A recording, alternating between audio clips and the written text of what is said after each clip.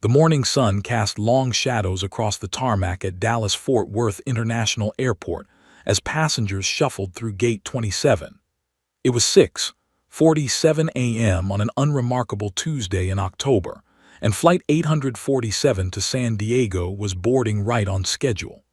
Business travelers clutched their coffee cups like lifelines, their eyes half closed and their briefcases swinging at their sides. Families with small children juggled diaper bags and stuffed animals, already looking exhausted before the flight had even begun.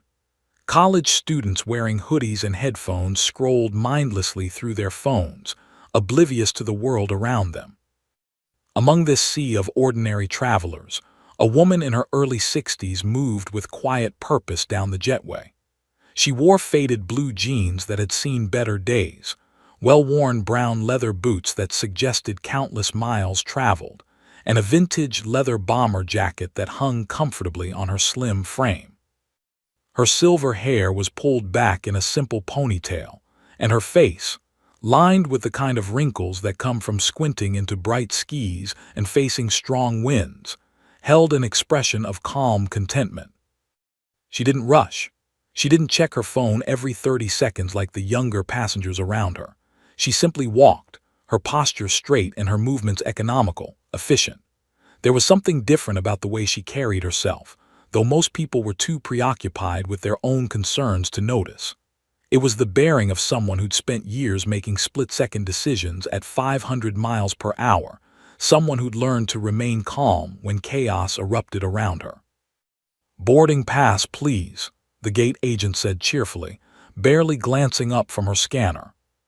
The woman handed over her phone with her digital boarding pass displayed. The scanner beeped.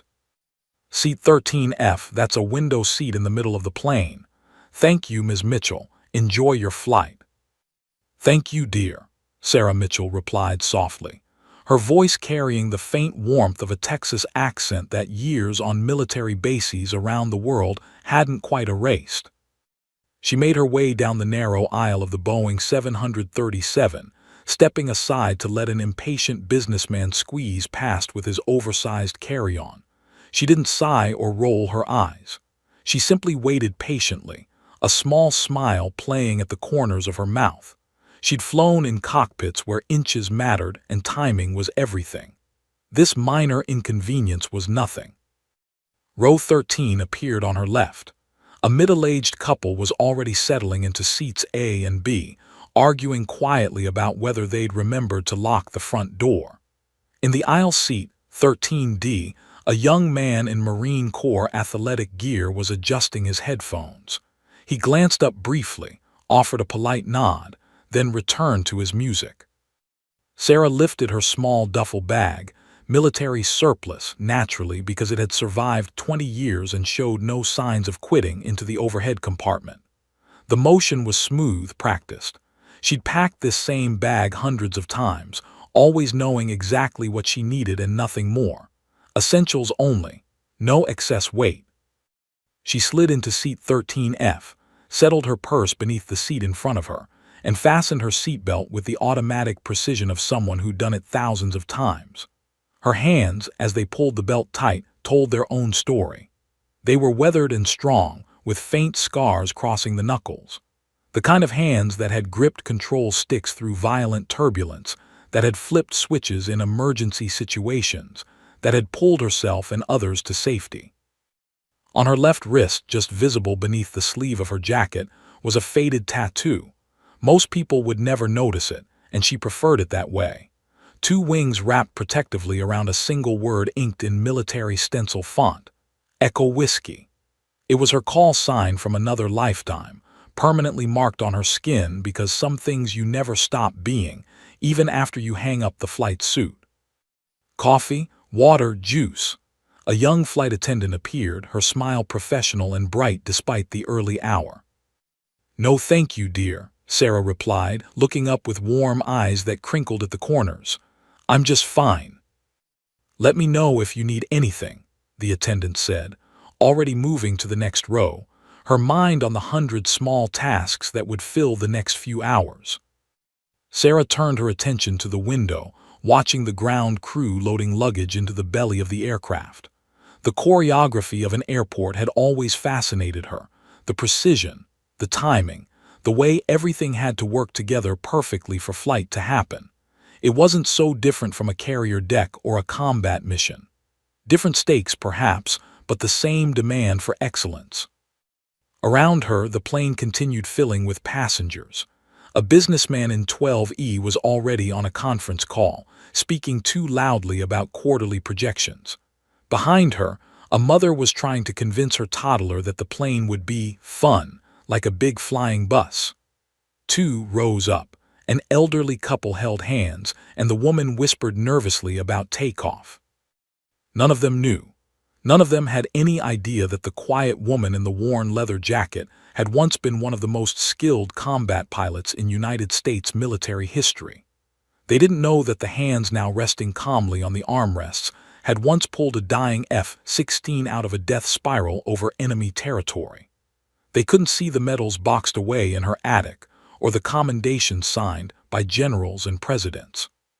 Sarah preferred it this way. The anonymity, the quiet.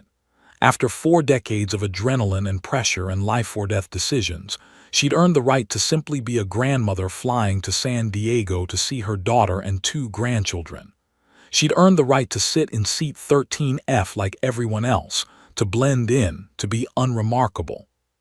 But 35,000 feet above, something remarkable was about to happen. 2 F-22 Raptor fighter jets had just received unusual orders. Their training exercise had been interrupted by a priority transmission from command. The lead pilot was scrolling through his mission briefing on his cockpit display, and his eyes had gone wide beneath his oxygen mask. "Viper 2, you're not going to believe this," he transmitted to his wingman. The radio crackled with static and anticipation. On Flight 847, the captain's voice came over the intercom. "Flight attendants, prepare for departure." Sarah Mitchell closed her eyes and took a slow, deep breath. The ordinary flight was about to become extraordinary.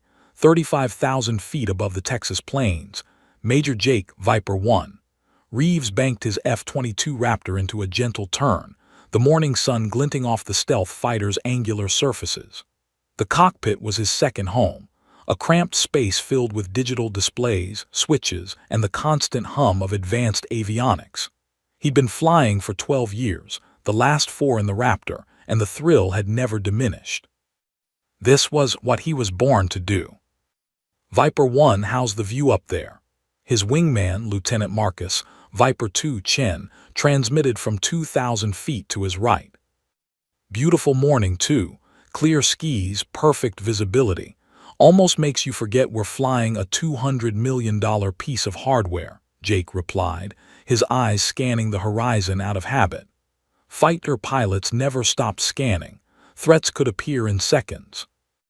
They were 40 minutes into what was supposed to be a routine training exercise. Basic formation flying, some simulated intercepts, maybe a little dogfighting if time permitted. The kind of mission that kept skills sharp but didn't require the intense focus of actual combat operations. Jake was relaxed, comfortable, his hands light on the controls. Then his radio crackled with an unexpected transmission. "Viper 1, this is Rattlesnake Control. We have a priority routing adjustment for your flight." Jake's eyebrows rose slightly. Priority adjustments during routine training were unusual but not unheard of. Probably just air traffic management, making room for a VIP flight, or rerouting them around weather that hadn't been on the morning brief. "Rattlesnake Control, Viper 1 copies. Send the update." "Viper 1, redirect to coordinates 32.78 north, 97.03 west. Maintain current altitude. Be advised, commercial traffic Flight 847 will be crossing your sector in approximately 12 minutes. Jake quickly punched the coordinates into his navigation system. The new heading would take them slightly south, intersecting with a major commercial air corridor. Standard separation procedures would keep them well clear of any airliners, but it was still unusual to be vectored so close to civilian traffic during a training mission. Rattlesnake Control, Viper 1 requesting reason for routing change. Are we providing escort? There was a pause, longer than normal. Jake's instincts, honed by thousands of flight hours, told him something was different about this transmission. The controller's voice, when it came back, carried a tone he couldn't quite identify. Respect. Reverence. Negative on escort, Viper 1. This is for informational purposes. Flight 847's passenger manifest contains a name that command wants you to be aware of. Another pause. Viper 1, requesting confirmation of your security clearance level. Now Jake was genuinely curious. Rattlesnake, Viper 1 is top secret SCI. What's this about? Stand by, Viper 1. Jake glanced at his wingman's aircraft, a sleek shadow against the blue sky. Viper 2, you getting all this? Roger that, lead. What do you think is going on? No idea, but I'm about to find out. The radio crackled again, and this time the voice was different. Older, more authoritative. Jake recognized it immediately. Colonel Dave Harrison, the wing commander. His boss's boss. The man who ran the entire fighter wing didn't usually get on the radio during routine training flights. Viper 1, this is Rattlesnake Actual. Jake sat up straighter in his seat, an unconscious response to hearing the wing commander's call sign. Rattlesnake Actual, Viper 1. Good morning, sir. Major Reeves, I'm about to share some information with you, and I want you to understand that this is not official orders. What you do with this information is entirely at your discretion, within the bounds of safety and regulations. Understood? Understood, sir. Jake's mind raced. What could possibly require this level of command attention during a training flight? Viper 1, are you familiar with the call sign Echo Whiskey? Jake's breath caught in his throat. His hand tightened involuntarily on the control stick. Echo Whiskey. Every fighter pilot knew that call sign. It was legend. It was history. It was the kind of story that got told and retold in ready rooms, the kind of career that inspired thousands of aviators. Echo Whiskey belonged to Colonel Sarah Mitchell, the first woman to fly combat missions in restricted airspace, a pilot who'd accomplished things that seemed impossible, who'd saved lives and changed the entire culture of military aviation. Sir, Jake's voice was tight with emotion. Every pilot knows Echo Whiskey. Colonel Sarah Mitchell, Gulf War, multiple combat deployments, 3 Bronze Stars. She's a legend, sir. She is indeed, Major. And she's currently sitting in seat 13F on Southwest Flight 847, which will be passing approximately 4,000 feet below your current position in 9 minutes. The cockpit suddenly felt very small. Jake's mind struggled to process what he was hearing. Echo Whiskey, the Echo Whiskey, flying commercial, right below him. Sir, are you certain? Passenger manifest confirms Sarah E. Mitchell, age 62. Home address matches our records. It's her, Major. Jake's father had served in the Gulf War as a ground crew chief. He'd worked on the flight line, prepping F-16s for combat missions, and he'd told young Jake stories about the pilots he'd served with. One name had come up more than any other: Echo Whiskey. The pilot who never gave up. The pilot who'd landed a critically damaged aircraft on fumes and pure determination because she refused to eject and abandon the fighter. The pilot who'd flown rescue combat air patrol for a downed aviator, staying on station long after her fuel should have forced her home, somehow making her jet fly on willpower alone. Those stories had inspired Jake to become a pilot. Echo Whiskey was the reason he was sitting in this cockpit right now. Viper 2, did you copy all that? Jake transmitted to his wingman. Holy, yes, sir. Echo Whiskey is down there. Marcus's voice betrayed his youth and excitement. She is too.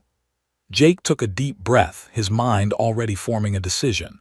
He keyed the radio back to the wing commander. Rattlesnake Actual, Viper 1 requesting permission for aerial salute, military tradition, Article 720, one of the Customs and Courtesies Manual. Another pause. Jake could almost hear the smile in Colonel Harrison's voice when he responded. Viper 1, I was hopping you'd ask. Permission granted. You have clearance to approach Flight 847, maintain standard separation minimums and render appropriate honors. Clear skis, Major. She's earned it. Make it good. Roger that, sir. Viper 1 will make it memorable. Jake's hands moved across the controls with practiced precision, adjusting his heading and calculating the intercept. Beside him, 4,000 feet away in three-dimensional space, Lieutenant Chen matched his movements perfectly. Viper 2, formation on me. We're going to give Echo Whiskey the salute she deserves. With pleasure, lead. This is the honor of a lifetime. The two F-22 Raptors banked in perfect synchronization, their noses dropping slightly as they adjusted altitude and course. Somewhere ahead, invisible but tracked precisely on their radar, a Boeing 737 carried a woman who changed everything. Jake Reeves checked his oxygen mask, settled his hands on the controls, and prepared to honor a legend. The mission had just become personal. Major Jake Reeves' fingers danced across the cockpit controls with the fluid precision of a concert pianist. His eyes flicked between the heads-up display, the radar screen, and the vast blue expanse beyond his canopy. Flight 847 was now visible as a digital blip on his tactical display. A slow-moving commercial airliner cruising peacefully at 31,000 feet, completely unaware that two of America's most advanced fighter jets were converging on its position. Viper 2, talk to me. What are you thinking? Jake transmitted to his wingman, though he already suspected he knew the answer. Lieutenant Marcus Chen's response came after a brief hesitation. Sir, with all due respect, regulations are pretty clear about unauthorized approaches to civilian aircraft. We could lose our wings over this. Court-martial isn't out of the question if something goes wrong. Jake smiled grimly inside his oxygen mask. The kid was right, of course. Marcus was 26, fresh out of Top Gun, brilliant in the cockpit but still learning that sometimes the rulebook wasn't the only guide a pilot needed. Sometimes honor demanded more. You're absolutely correct, Lieutenant. The regulations say we maintain a minimum of 1,000 feet vertical separation and 2 miles lateral separation from commercial traffic unless specifically tasked for intercept or escort. We are neither intercepting nor escorting. Jake paused, letting the weight of his next words settle. But tell me something, Marcus. Why did you become a fighter pilot? The question hung in the air between their aircraft. Jake could imagine his young wingman's face, probably confused, maybe a little frustrated that his flight lead was getting philosophical at a moment like this. Sir, I wanted to serve my country, to be the best, to fly the fastest, most advanced aircraft in the world.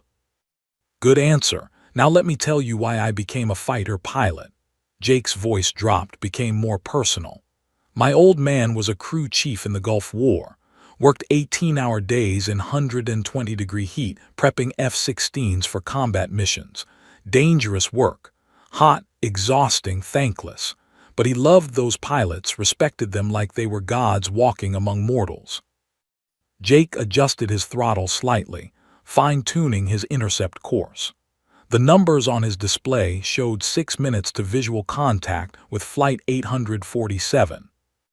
One night my dad came home and told me a story. Said there was this pilot, a woman, which was rare enough in those days, who'd taken damage over enemy territory. AAA fire had shredded her hydraulics, blown out her primary flight controls. By all rights, she should have punched out, ejected, become a POW or worse. But there was a downed pilot on the ground and she was flying CAP, Combat Air Patrol, protecting him until rescue could arrive. Echo Whiskey, Marcus breathed over the radio. Echo Whiskey, Jake confirmed. My dad said she flew that dying F-16 for another 43 minutes on backup systems and pure guts. kept the enemy fighters away from the downed pilot until the rescue helo got him out. Only then did she limp that bird back to base, landing it on fumes with the tower convinced she'd crash on final approach. She proved the hydraulic line, walked away from a jet that the maintenance crew said should never have stayed airborne. Jake's throat tightened with emotion. My dad said it was the most incredible thing he'd ever seen, said that pilot had more courage in her little finger than most people had in their entire body. When he told me that story, I was 8 years old. Right then, I knew I wanted to be like her. Echo Whiskey was the reason I went to the academy. She's the reason I'm sitting in this cockpit right now. Silence filled the radio for a long moment. Then Marcus spoke, his voice thick. My instructor at flight school. He had a picture of her on his wall. Never told us who she was, just said fly like her. Now I know what he meant. So here's my question, Lieutenant. Jake's voice became firm, commanding. That woman is 4,000 feet below us right now, flying commercial because she's earned the right to fade into quiet civilian life. Nobody on that plane probably knows who she is. Nobody's going to thank her. She'll land in San Diego, visit her grandkids, and fade back into anonymity. Is that how we treat our legends? Is that how we honor the people who paved the way for us to be here? No, sir, it's not. Regulations exist for good reasons, Marcus. Safety, order, discipline, I respect that. But there are moments in a pilot's career, rare, precious moments, when honor demands we do something more. This is one of those moments. Jake checked his instruments. 4 minutes to visual. Echo Whiskey doesn't know we're up here. She doesn't expect anything from us. She's not asking for recognition. But that's exactly why she deserves it. Jake could hear his wingman's breathing over the radio, steady and controlled. The kid was processing, weighing the decision. Good. A pilot who didn't think for himself was just a passenger with fancy controls. Sir, what if we mess this up? What if we scare the passengers, cause a panic, create a safety incident? Then we'll face the consequences together as a flight. But we won't mess this up too. We're F-22 pilots. We fly the most precise aircraft ever built. We can park this bird 3 feet from a tanker at 500 knots. We can thread a needle at supersonic speeds. A gentle, respectful aerial salute. That's well within our capabilities.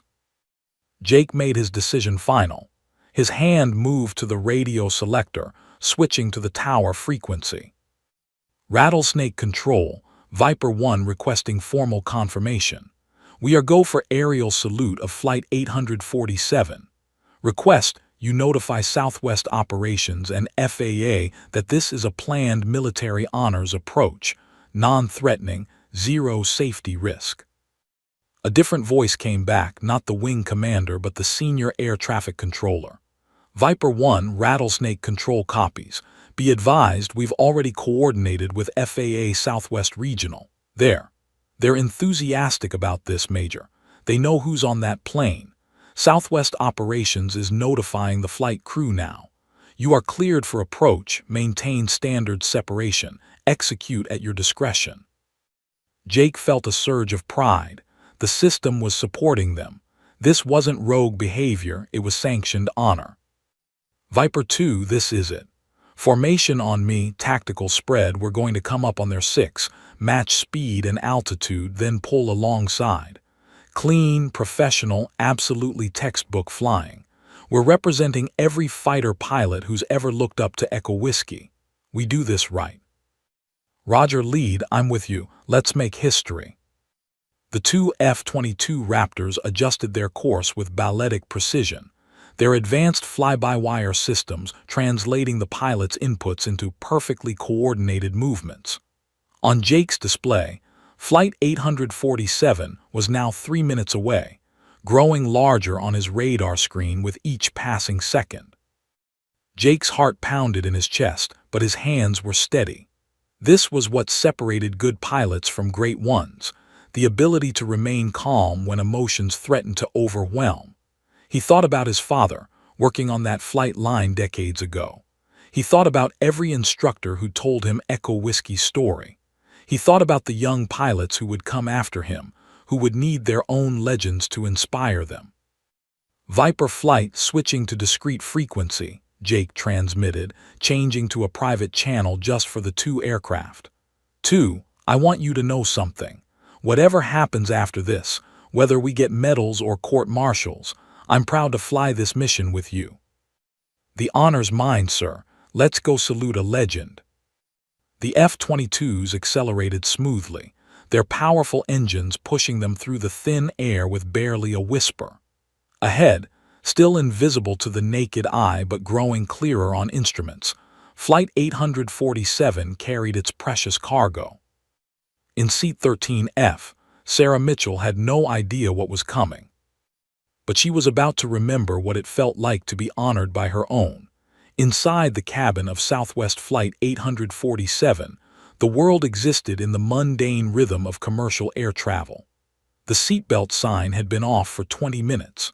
Flight attendants pushed their beverage cart down the aisle with practiced efficiency, the rattling of ice and cans providing a familiar soundtrack. In row 7, a businessman typed furiously on his laptop, racing against a deadline he'd probably miss anyway. 2 rows behind him, a young mother finally got her toddler to sleep, breathing a sigh of exhausted relief. Sarah Mitchell sat quietly in Seat 13F, a paperback novel resting unopened in her lap. She'd been staring out the window for the past 10 minutes, watching the patchwork landscape of Texas spread out below like a quilt made of brown and green squares. From this altitude, the world looked peaceful, orderly, small. She'd always loved this perspective, the way flight gave you distance from the chaos of life on the ground. Her mind wandered to her granddaughter's upcoming 7th birthday party. Emily wanted a space theme this year, with rocket ships and planets. Sarah had already ordered the decorations online, thinking how funny it was that her granddaughter was fascinated by space, while having no idea that Grandma had once flown higher and faster than almost anyone else on Earth. That was fine. Perfect, actually. Sarah had spent 40 years being eco-whiskey. Now she got to just be Grandma Sarah, who made excellent chocolate chip cookies and told age-appropriate stories about working for the Air Force, without mentioning the combat missions, the near-death experiences, or the 3 times she'd been absolutely certain she wouldn't make it home. Then, in her peripheral vision, something moved. Something fast. Sarah's combat-trained eyes caught it immediately, a dark shape against the blue sky, sleek and angular, moving with purpose. Her heart rate elevated instantly, decades of training overriding her retired status. She leaned closer to the window, her novel sliding forgotten to the floor. 2 aircraft, fighter jets, and they were getting closer. "Mommy, Mommy, look, airplanes." A child's voice pierced the cabin's ambient noise several rows ahead. "Fighter jets, like in my video game." Other passengers began to notice. Heads turned toward the windows on the left side of the aircraft. A teenager in row 10 pressed his phone against the window, trying to capture video. An elderly man in row 15 squinted, adjusting his glasses. "Are those military jets?" someone asked loudly. "They're coming right at us," another voice called out, tinged with concern. Sarah's trained eye identified them instantly. Raptors, the most advanced air superiority fighters in the world. She'd never flown one, they'd entered service after her retirement, but she knew every specification, every capability. Beautiful aircraft, lethal, precise. And right now, they were executing a textbook approach to a commercial airliner. Her pulse quickened. This wasn't normal. Fighters didn't just casually fly alongside commercial traffic. There were regulations, protocols, separation requirements. Unless this was intentional. "Ladies and gentlemen, this is your captain speaking." The voice over the intercom cut through the rising chatter in the cabin, calm and professional but carrying an undercurrent of something else. Excitement, emotion. "I need everyone to remain calm and stay in your seats. We are perfectly safe. However, we have a very unusual situation developing." The cabin fell silent except for the ambient hum of the engines. Every passenger was listening now, some gripping their armrests, others craning their necks toward the windows. "We've just been contacted by air traffic control with some remarkable information," the captain continued. "Two United States Air Force F-22 Raptor fighter jets have requested permission to perform a flyby of our aircraft. This is extremely rare and is being done as a military honor salute. I repeat, this is not an emergency, not a threat, and not a cause for concern. This is an honor." Murmurs rippled through the cabin. Passengers exchanged confused glances. An honor for whom? The flight attendant who'd offered Sarah coffee earlier was standing in the aisle near row 13, her eyes wide as she looked out the window. "I've been flying for 8 years," she whispered to her colleague, "and I've never seen anything like this." Sarah's hands began to tremble slightly. She pressed them against the armrests, trying to steady herself. No, they couldn't know. There was no way they could know she was on this flight. She'd booked her ticket online like anyone else, used her regular name, not her military credentials. She was just another passenger. But F-22s didn't perform aerial salutes for just anyone.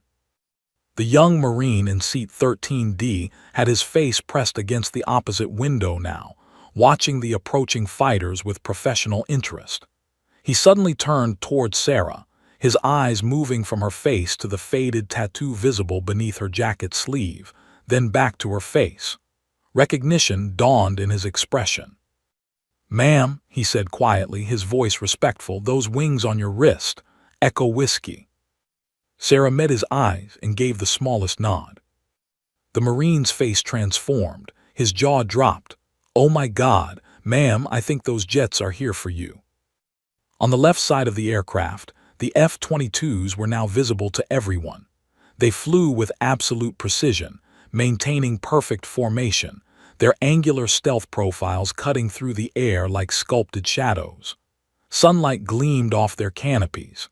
Even through the thick commercial aircraft windows, passengers could sense the raw power of these machines. "They're so close," someone gasped. "I can almost see the pilot," another passenger exclaimed. Phones emerged from pockets and bags. Cameras pointed toward the windows. Children pressed their faces against the glass. The businessman had abandoned his laptop entirely. The young mother held her sleeping toddler up to see, whispering, "Look, baby, look at the jets." The captain's voice returned to the intercom, and this time Sarah could definitely hear emotion. "Ladies and gentlemen, these F-22s are about to perform what's called an aerial salute, a gesture of the highest military respect. They will be positioning themselves alongside our aircraft momentarily. This is something special. Please remain seated, but feel free to observe this historic moment." Sarah's vision blurred with tears she hadn't shed in years. Her throat tightened. All those decades of service, all those missions, all those sacrifices, she'd never done it for recognition. She'd done it because it was her duty, her calling, her passion. She'd faded into retirement believing her contributions would be forgotten, buried in classified files and fading memories. But someone remembered. Someone cared enough to honor her. The lead F-22 was rising now, climbing smoothly to match their altitude exactly. Through her window, Sarah could see incredible detail: the panel lines on the fuselage, the weapons bay doors, the American flag painted on the tail. The precision was breathtaking. Whoever was flying that bird was an artist. "This is unbelievable," a passenger whispered somewhere behind her. "Why are they doing this?" The Marine beside Sarah stood up, his voice carrying through the cabin. "They're saluting someone, a military tradition. That means there's a veteran on this plane, someone important." All eyes in the cabin began searching, looking for military insignia, uniforms, clues. Most people looked toward the young Marine himself, assuming he must be the honoree. Sarah pulled her jacket sleeve down over her tattoo, suddenly feeling exposed. She'd spent 20 years avoiding attention, dodging reporters, declining interviews. She just wanted to be normal, anonymous, free from the weight of being Echo Whiskey. But the F-22s were rising alongside them now, and there was no escaping this moment. The lead Raptor achieved perfect formation, exactly level with the commercial jet, maintaining flawless separation, matching their speed to the knot. And then, through the fighter's canopy, Sarah saw him. The pilot. His helmet turned toward the commercial aircraft, toward her window, toward her. And even from this distance, even through 2 layers of glass and hundreds of feet of air, Sarah felt the connection. Pilot to pilot, warrior to warrior, one generation honoring another. Her hand rose involuntarily to her chest, fingers touching the spot where her medals used to rest beneath her flight suit. The cabin of Flight 847 erupted in gasps and exclamations, but Sarah heard none of it. All she could see was that F-22, holding formation with impossible precision. All she could feel was the weight of 40 years crashing over her like a wave. The salute was about to begin. Time seemed to suspend itself in that crystalline moment 31,000 feet above the Texas landscape. The lead F-22 Raptor held position, alongside Flight 847, with a precision that defied physics, matching the commercial airliner's speed so perfectly that it appeared frozen in space, as if both aircraft were suspended models hanging from invisible wires rather than machines hurtling through the sky at 500 miles per hour. Inside his cockpit, Major Jake Reeves made the final microscopic adjustments to his position.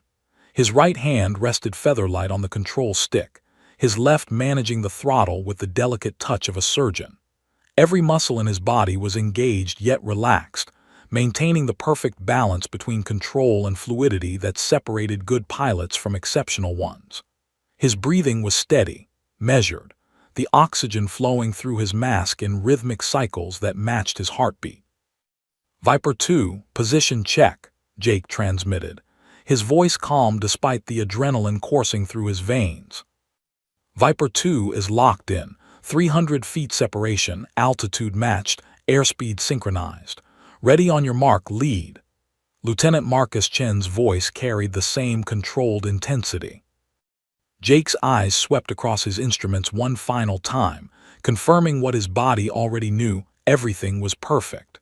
Then he looked out through his canopy, across the narrow gulf of air that separated him from the Boeing 737.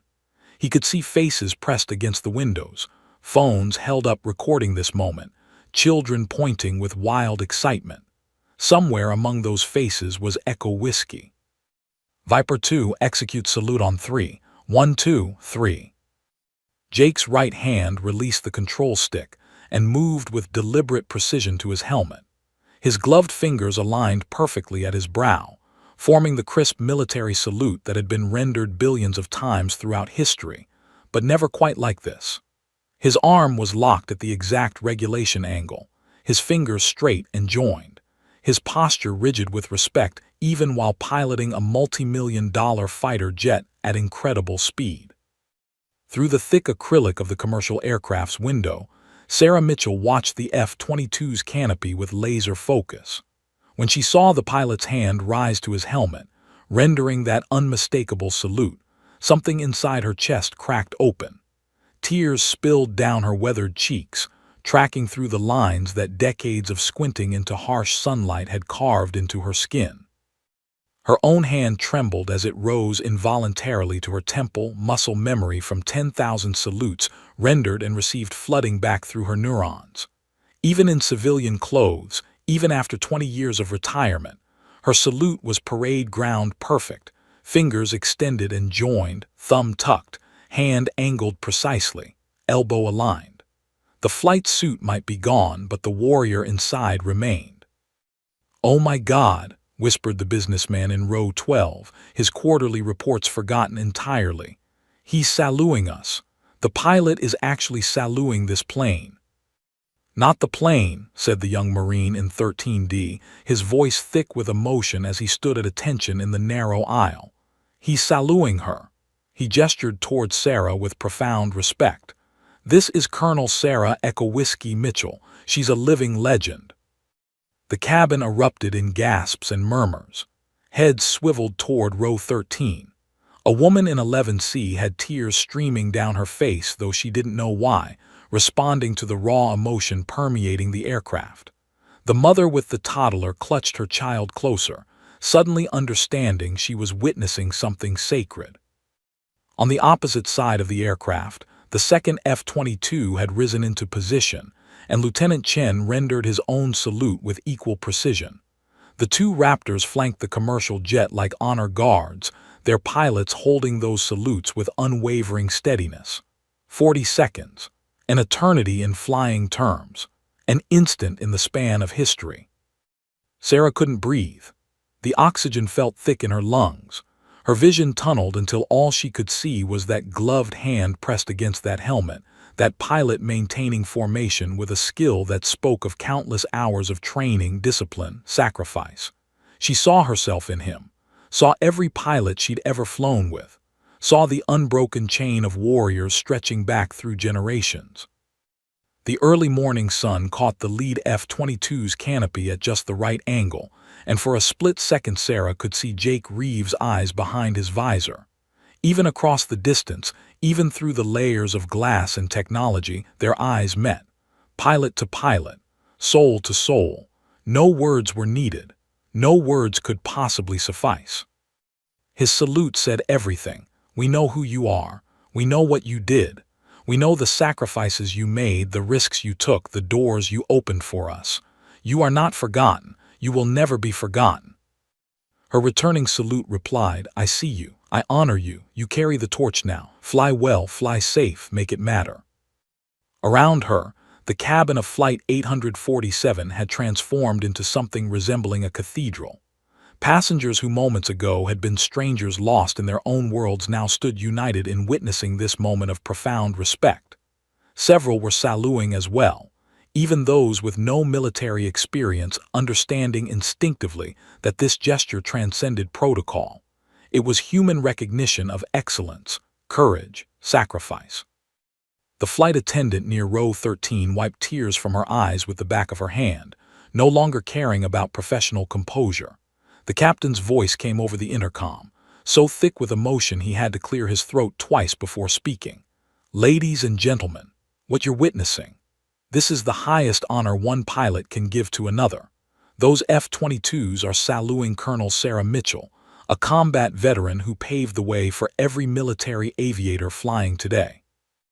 Applause began somewhere in the back of the cabin, tentative at first, then building like thunder. It swept through the aircraft, passenger after passenger joining in until the entire plane shook with it. People were standing now, cheering, some crying, all of them connected by this unexpected moment of raw American patriotism and human decency. Sarah kept her salute raised, her arm beginning to ache but refusing to lower it before the pilots did. This was protocol. This was respect. This was how warriors honored warriors. Jake Reeves held his salute for exactly 45 seconds, long enough to convey profound respect, not so long as to compromise safety. Then, with the same precise deliberation he'd used to render it, he returned his hand to the control stick. Beside him, Marcus Chen mirrored the movement perfectly. Sarah lowered her hand slowly, pressing her palm against the cold aircraft window as if she could reach through it and touch those magnificent machines, those brave pilots, that unbreakable bond that connected all who had ever slipped the surly bonds of earth and touched the face of God. The F-22s held formation for another moment, their pilots committing this scene to memory. The airliner, the waving passengers, the woman in 13F whose hand pressed against the glass like a benediction. Then, with breathtaking grace, both Raptors executed a perfect wing waggle, the traditional aviator's wave, a gesture of friendship and farewell that dated back to the earliest days of flight. Their wings rocked smoothly left and right, 3 times each, the movement so synchronized they might have been connected by invisible cables. Sarah laughed through her tears, a sound of pure joy bursting from her chest. She knew that maneuver. She performed it hundreds of times herself, waggling her wings at ground crews, fellow pilots, anyone who understood the language of the sky. It was playful and serious all at once, a reminder that for all the technology and weapons and training, pilots were still human beings who loved to fly. The Raptors peeled away then, their afterburners igniting in twin blooms of orange flame that painted contrails across the perfect blue sky. They climbed steeply, impossibly fast, accelerating toward the sun until they were just glinting specks that disappeared into the infinite vault of heaven. Inside Flight 847, 300 strangers stood together in the aftermath of grace, connected by something they would never quite be able to explain to people who hadn't been there. And in Seat 13F, Colonel Sarah Echo Whiskey Mitchell finally allowed herself to weep. The silence that followed the F-22's departure lasted perhaps 5 seconds, though it felt like an eternity. 300 passengers sat frozen in a collective state of awe, their minds struggling to process what their eyes had just witnessed. The contrails from the Raptor's afterburners still streaked across the sky like chalk marks on a blue canvas, slowly dissipating in the high-altitude winds. Then, as if someone had flipped a switch, the cabin exploded into noise. "Who was that for?" a woman in row 8 called out, her voice cutting through the din. The captain said, "Colonel Mitchell, who is that?" "Someone important, clearly," replied the businessman, his laptop completely forgotten, still staring out the window at the empty sky where the fighters had been. "Which one of you is military?" another passenger demanded, scanning the cabin. "Was that for you?" He was looking at the young Marine in 13D, who stood in the aisle with his hands still raised in salute position, tears streaming unashamedly down his face. The Marine, Corporal David Rodriguez, though no one on the plane knew his name yet, slowly lowered his hand. He looked down at Sarah Mitchell, who had shrunk into her seat, pulling her leather jacket tighter around herself as if she could disappear into the worn fabric. Her face was wet with tears, her eyes still fixed on the window where the jets had been, and she was shaking her head slightly, as if denying what was happening. "Ma'am," David said softly, his voice for her alone, "they need to know. You can't hide this. Not after that." Sarah looked up at him, and the vulnerability in her eyes was stark. "I just wanted to visit my grandchildren," she whispered. "I didn't ask for this." "No, ma'am, you didn't, but you earned it, every second of it." David straightened to his full height, squaring his shoulders. He'd been trained to speak with authority when necessary, and this moment required it.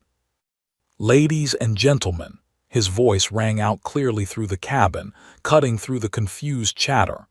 "May I have your attention, please?" The noise died down. All eyes turned to the young Marine standing in the aisle of row 13. "My name is Corporal David Rodriguez, United States Marine Corps. I need to tell you who just received that salute." He paused, gathering his thoughts, wanting to get this exactly right. "The woman sitting in Seat 13F is Colonel Sarah Mitchell, United States Air Force, retired. Her call sign was Echo Whiskey." Blank stares met his announcement. Most people had no context for what that meant. David continued, his voice growing stronger, more passionate.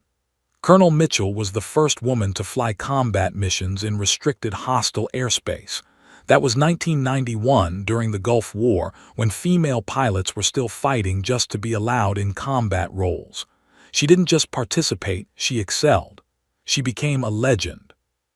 Sarah was shaking her head, her cheeks flushed with embarrassment, but David pressed on. "During Operation Desert Storm, Colonel Mitchell flew 63 combat sorties in her F-16 Fighting Falcon. On her 47th mission, she was providing combat air patrol for a downed pilot, a captain whose ejection seat had malfunctioned, and who was stranded in enemy territory with hostile forces closing in." The cabin was absolutely silent now. Even the flight attendants had stopped moving, listening intently. Her aircraft took AAA fire anti-aircraft artillery. The enemy knew there was a downed pilot and they knew someone was protecting him. They threw everything they had at her. David's voice cracked slightly. Her hydraulics were shredded. Primary flight controls were destroyed. Any other pilot would have ejected immediately. should have ejected. But that rescue helicopter was still 20 minutes out, and without air cover, that downed pilot was as good as dead or captured. A woman gasped somewhere in the forward cabin. So Colonel Mitchell flew that F-16 on backup systems for 43 minutes. 43 minutes in a jet that wasn't supposed to be able to fly. She kept enemy fighters away from that position until the rescue bird got there and pulled the pilot out. Only then, only after she knew he was safe, did she limp that dying aircraft back to base. David's voice rose with emotion. The maintenance crew said afterward that her jet should have fallen out of the sky. The chief, his voice caught, the crew chief who inspected her aircraft was my grandfather. He told me that story when I was 10 years old. He said it was the most incredible display of piloting skill and raw courage he'd ever witnessed. He said Colonel Mitchell had more heart than physics should allow. Tears were flowing freely down several passengers' faces now. She was awarded the Bronze Star with Valor for that mission. It was one of 3 Bronze Stars she earned. She also received 2 Purple Hearts, the Distinguished Flying Cross, and dozens of other commendations. But more than that, David's voice swelled with pride. She opened the door for every woman who wanted to serve in combat aviation. She proved it could be done. She proved that courage and skill have nothing to do with gender. The elderly woman in row 9 stood up, her hands trembling. "Thank you," she said simply, looking directly at Sarah. "Thank you for your service." It started like a wave. The businessman stood, then the mother with the toddler, the teenager who'd been recording video, the couple who'd been arguing about locking their front door. Row by row, passenger by passenger, the entire cabin of Flight 847 rose to their feet. The applause started again, but this time it was different. This wasn't the excited reaction to the flyby. This was deeper, more profound. This was 300 strangers honoring a warrior who had asked for nothing but had given everything. Sarah finally stood, overwhelmed, her hands clutching the seat in front of her for support. She tried to speak, to tell them this wasn't necessary, but her voice wouldn't work. The emotion was too much, too powerful, crashing over her in waves that threatened to knock her down. "I have a daughter in the Air Force," a man called out from row 6. "She's a pilot because of women like you, thank you." "My sister flies helicopters for the Army," added another voice. "Thank you for showing her it was possible." A flight attendant approached, tears streaming down her face, and impulsively hugged Sarah. "My son wants to be a fighter pilot," she whispered. "He's going to hear about this. About you." The captain's voice came over the intercom, thick and unsteady. "Colonel Mitchell, this is Captain James Richardson. I'm a Navy veteran myself, ma'am. It is the honor of my career to have you aboard my aircraft.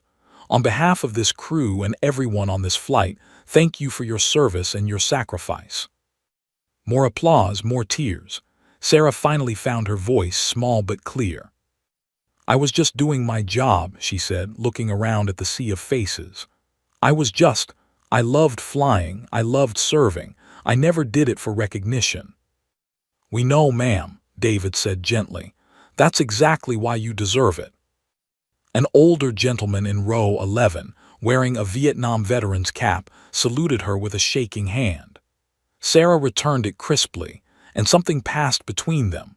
The unspoken understanding of those who had served, who had seen combat, who carried memories that never quite faded.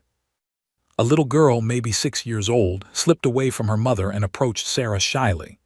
"Are you a hero?" she asked in a tiny voice.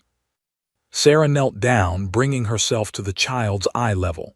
"Sweetheart, heroes are the people who never came home. I was just lucky enough to keep flying." She touched the girl's cheek gently. "But you can be anything you want to be. Remember that." The girl's mother retrieved her daughter, mouthing "thank you" with tears in her eyes. As Sarah settled back into her seat, the cabin gradually returned to its normal rhythm, but everything had changed. Passengers who had been strangers now exchanged stories, connected by this shared experience. The businessman came back to shake Sarah's hand. The elderly couple asked for a photo. The teenager posted his video online with the caption, "Just witnessed the most incredible moment of my life." The young Marine sat back down in 13D, and Sarah reached over to squeeze his hand. "Thank you," she said quietly. "I didn't want the attention, but thank you for telling them the truth." "You deserve to hear it, ma'am. You deserve to know that we remember." Sarah looked back out the window at the endless sky, now empty of F-22s but somehow feeling fuller than before. She thought about those young pilots who had honored her, about the grandfather who'd told his grandson stories, about the unbroken chain of service connecting past to present to future. She was no longer just a grandmother in seat 13F. She was Echo Whiskey again, if only for this flight. And that was okay. The Boeing 737 descended through wispy clouds as San Diego's coastline emerged in the distance, the Pacific Ocean glittering like scattered diamonds in the late morning sun. Inside the cabin, the energy had shifted into something profound and contemplative. Passengers sat quietly, many still processing what they'd witnessed, some scrolling through the photos and videos they'd captured, others simply staring out windows lost in thought. Sarah Mitchell had her forehead pressed against the cool glass of her window, watching the landscape rise to meet them. Her reflection stared back at her, a woman caught between two worlds, two identities. For 20 years she'd been Grandma Sarah, content in her anonymity, peaceful in her retirement. But for these few hours she'd been Echo Whiskey again, and the weight of that legacy sat heavy on her shoulders. The captain's voice came through the speakers one final time. "Ladies and gentlemen, we're beginning our final descent into San Diego International Airport. Flight attendants, prepare the cabin for landing." As the plane descended, Sarah's phone buzzed in her purse. She pulled it out to find 17 text messages from her daughter Jennifer. "Mom, are you okay? Someone posted a video of F-22s saluting a Southwest flight. Was that your flight?" "Mom, answer me. The video is going viral. It has 2 million views already. The news is calling airlines trying to find out who was on that flight. Mom, what happened up there?" Sarah smiled despite herself and typed a quick response. "I'm fine, sweetheart. Long story, tell you when I land. Hug the kids for me." She put the phone away and glanced at Corporal Rodriguez in 13D. He was staring at his own phone, his eyes wide. "Ma'am," he said quietly, showing her his screen. "My video has 3 million views in the last hour. They're calling you a hero. They're sharing your story everywhere." Sarah's stomach tightened. This was exactly what she'd spent 2 decades avoiding. The attention, the recognition, the weight of being a symbol instead of just a person. But as she looked at the young Marine's face, full of pride and genuine admiration, she realized something. This wasn't about her anymore. It never really had been. Her story belonged to every young woman who'd ever been told she couldn't, to every pilot who'd faced impossible odds, to every person who needed to believe that courage and determination could overcome any barrier. "David," she said, using his first name for the first time. "When I was your age, I just wanted to fly. That's all. I didn't set out to be first or to break barriers or to become anyone's hero. I just loved being in the cockpit, feeling that power, that freedom." She paused, gathering her thoughts. "But along the way, I learned something. Our stories aren't just ours to keep. They belong to everyone who comes after us. If sharing mine helps even one person believe they can achieve their dreams, then maybe all this attention is worth it." The wheels touched down with a gentle bump, and the engines roared into reverse thrust. As the plane taxied toward the gate, Sarah noticed something unusual through her window. Airport ground crew members lined the taxiway, and as Flight 847 passed, they saluted.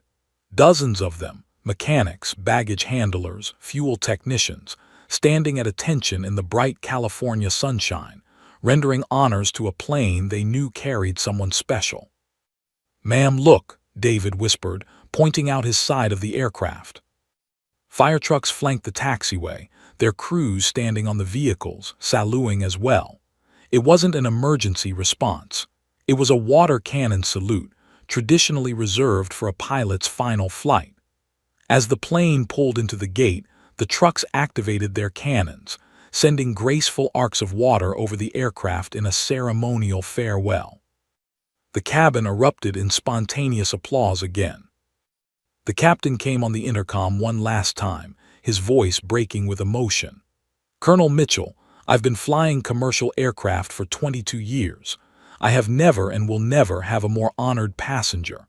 On behalf of everyone at Southwest Airlines, everyone in this crew, and every passenger on this flight, thank you. Thank you for showing us what true service looks like." As the plane parked and the seatbelt sign chimed off, no one moved. Every passenger remained seated, and slowly, one by one, they turned to look at Sarah. The businessman in his expensive suit, the mother with her toddler, the elderly couple, the teenager, the flight attendants, all of them looking at her with expressions of gratitude and respect. Sarah stood slowly, her legs unsteady from sitting and from emotion. She pulled her small duffel from the overhead compartment with practiced ease, slinging it over her shoulder. Then she turned to face the cabin. "Thank you," she said simply, her voice carrying to every row. "Not for the recognition, but for reminding me why I served. It was for people like you, for families traveling to see loved ones, for dreamers chasing opportunities, for children who deserve to grow up in freedom. That's what made it all worthwhile." She started walking down the aisle, and as she passed each row, passengers reached out to shake her hand, to touch her shoulder, to say quiet words of thanks. It took her 10 minutes to reach the front of the plane, and by the time she did, she was crying again. But these were good tears, healing tears. The flight attendants hugged her at the door. The captain emerged from the cockpit, standing at attention and saluting as she passed. Sarah returned it crisply, then impulsively hugged him. "Fly safe, Captain," she whispered. "Always, ma'am, always." Sarah stepped into the jetway, and there, pressed against the windows overlooking the gate, were her daughter Jennifer and her 2 grandchildren, 7-year-old Emily and 4-year-old Marcus. Emily was holding a hastily made sign that read, "We love you, Grandma," in crayon. Jennifer was crying, her phone in her hand showing the viral video. "Mom, I never fully understood. I mean, I knew you served, but I didn't. I never really knew."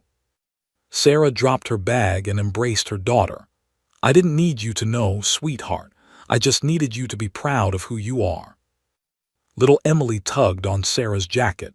"Grandma, they're saying on TV that you're a hero. Are you famous now?" Sarah knelt down, gathering both grandchildren into her arms. "Baby, I'm just your grandma who makes cookies and tells stories. But yes, a long time ago, I got to fly amazing airplanes and do important work. And today, some very kind pilots reminded me of that." "Can you teach me to fly, Grandma?" Emily asked, her eyes shining. Sarah's heart swelled. "Sweetheart, I can teach you anything you want to learn. The sky has no limits, not anymore." As they walked through the terminal, Sarah noticed people recognizing her from the videos, pointing and whispering. A few approached respectfully, thanking her for her service. Airport security offered to escort them to avoid crowds, but Sarah politely declined. She'd spent 20 years hiding. Today, she would walk through this airport with her head high, her family beside her, accepting the recognition not for herself but for everyone who'd worn the uniform, everyone who'd served, everyone who'd sacrificed. Outside, the California sun was brilliant and warm. Sarah lifted her face to the sky, that endless blue expanse she'd commanded for so many years, and smiled. Somewhere up there, 2 F-22 pilots were returning to their base, their mission accomplished. They'd given an aging warrior a gift beyond measure, the knowledge that her service mattered, that her sacrifices were remembered, that her legacy would endure. And in that moment, Sarah Mitchell, Colonel Sarah Echo Whiskey Mitchell, understood that she'd never really stopped flying.